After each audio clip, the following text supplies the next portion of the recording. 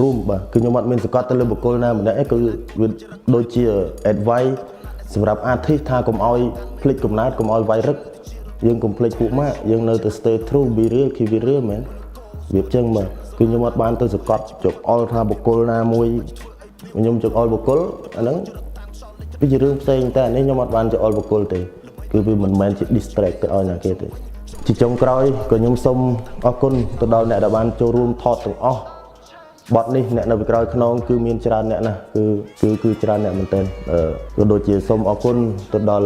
សាលាគុន PSE សូមអរគុណបាទហើយក៏ទៅដល់ Fantasm នៅបារាំងជីមសាពីរង Club Johan ក៏ដូចជាក្រុមម៉ូតូ Sedara បាទពួកគាត់ក៏បានមកចូលរួមដែរបាទអញ្ចឹងអរគុណដល់ទាំងអស់គ្នាដែលបានចូលរួមធ្វើឲ្យ MV នេះ possible បាទ stay the same ខ្ញុំនៅតែជាខ្ញុំ